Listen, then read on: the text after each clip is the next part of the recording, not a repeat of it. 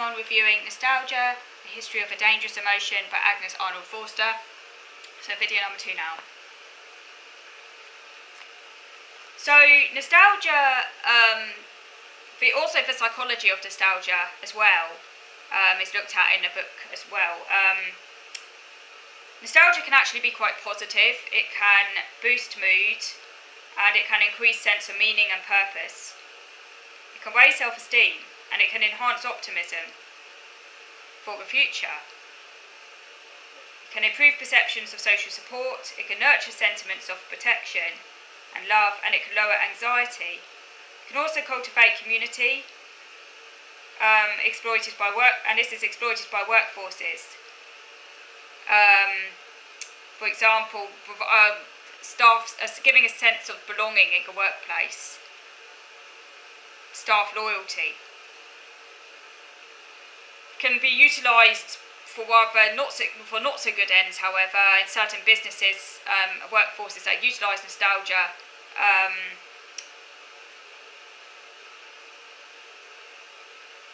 because they can then maybe get away with not offering pay increases. People might put up with lower pay if they're feeling particularly loyal, say, oh, for goodness sake, the phone is ringing, I'm going to have to go and come back, sorry. Quickly. Middle. Hello, I'm going to have to come back, I'm in the middle or something.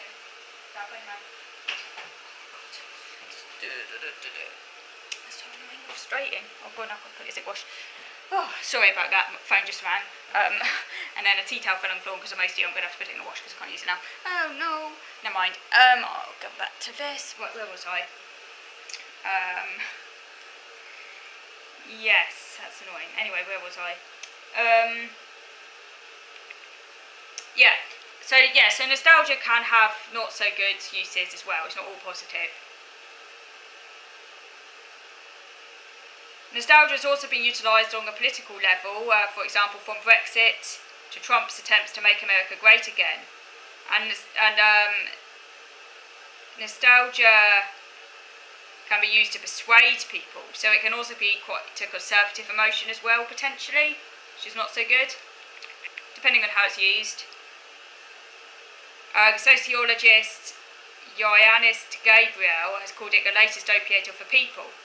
But however, it's not just the preserve of a right, because the left has also used nostalgia. For example, utilising images of the NHS, for example. People get very nostalgic over the NHS, so it can also have a sort of left-wing, could be used for left-wing purposes as well. So it's not universally necessarily a right-wing or conservative thing at all.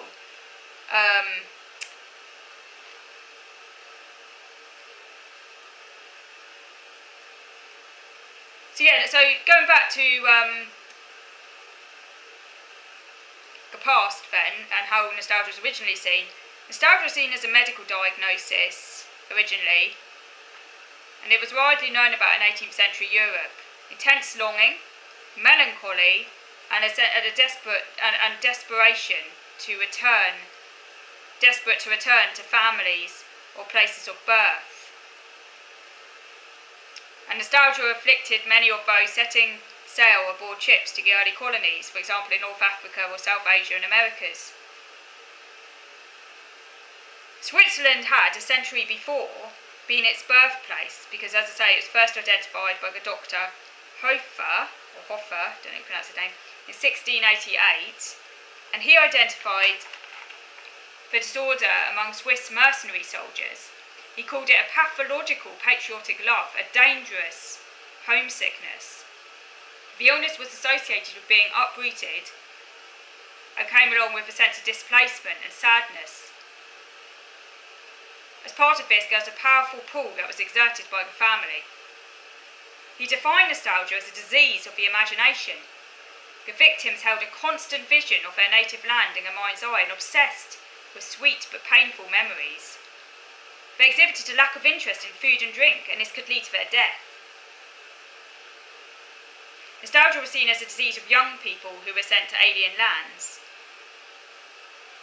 Kind of almost similar to depression in a way, symptoms. And the song Cootie, I can't read my handwriting, Reyen, R-E-Y-E-N, which is a milking song, played on a horn of the Alpine herdsman, had an impact on the armed forces so debilitating that its playing among mercenaries was punishable by death.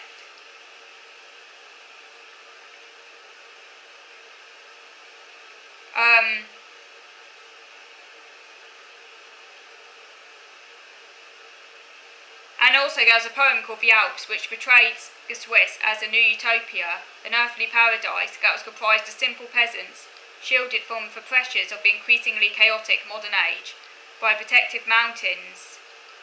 Nostalgia was seen as patriotism gone wrong, an intense love of the home nation and pain caused by leaving the old way of life behind.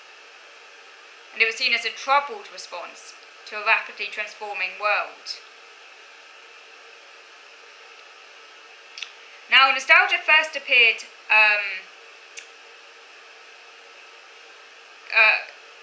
as a diagnosis, as a term and diagnosis in the English language as 1729, described as a pathological desire of being at home, a return to one's parents' and native land. And the Swiss specifically identified the pleasures of their country's landscape as a cause, a longing to return. Now, interestingly, pre-modern doctors, quite different to nowadays, did not make a line between emotions and the mind and the body. Emotions were seen to play a huge part in a person's health. And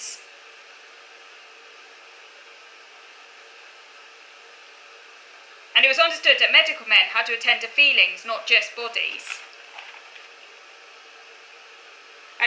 For example, the affection of a doctor could be life-saving, so there was a lot of emphasis on like the bedside manner and things like that, like just the doctor's presence in and of itself was seen to potentially be life-saving for people. And this resulted in a strong bond between a patient and the doctor. It's quite different to nowadays, where often this kind of dualism between mind and body, where like the mental and physical are often quite separated, that did not exist in pre-modern times. It was seen as one and the same. Nostalgia was a disease, and it was the reserve of doctors in 19th century, but in 19th century medicine this changed as nostalgia became more and more scientific, and physicians untangled body and mind and identified new psychiatric disorders. Excessive attachment to some past place, for example, the hometown, was identified a lot in displaced people, and it was seen as a sense of isolation and estrangement in a foreign place. Nostalgia was seen to afflict those moved by the will of others, not by their own design. And in the 19th century, of course, travel was becoming a lot more common, emigration was a lot more common. And interestingly, the abolitionists of those who get anti-slavery, the slavery abolitionists, diagnosed enslaved Africans with nostalgia. For example, those who jumped to their death off slave boats, hoping their spirit would return to their native lands. This was described as nostalgia, also grief or an act of resistance even. And abolitionists here were using nostalgia as evidence that enslaved people were people with complex emotions, to emphasise their humanity as well, which is interesting. But the abolition of slavery did not end the forced movement of people for the sake of imperial nations' labour demands. Indentured labour continued, and as people were forced to migrate for work, coerced, moved by will of others, far from home. But there was a lot of kind of racial or ethnocentric connotation, ethnocentrism as well, in how the idea of nostalgia was understood. For example, nostalgia among white people was understood as an indicator of emotional sensitivity, whereas nostalgia felt by non-Europeans was seen as a sign of inferiority as well. For example, nostalgia in conscripted Egyptians was met with the ethnocentric idea that they were simply more vulnerable to it, and that was contrasted with the adventuring spirit of the British. So yeah, so nostalgia was also very much linked up with nationalism as well, and imperial kind of ideas, very ethnocentric ideas. Okay, so that's where we got up to now. So I'll carry on next time going over this book, because there's quite a lot to cover. I thought it's a very interesting book looking at the history of nostalgia as an emotion. It's primarily a historical account because she's an historian, but it does touch a bit on psychology as well. But yeah, let me know what you think, and I'll come back and carry on going over this book very soon. So thank you for watching.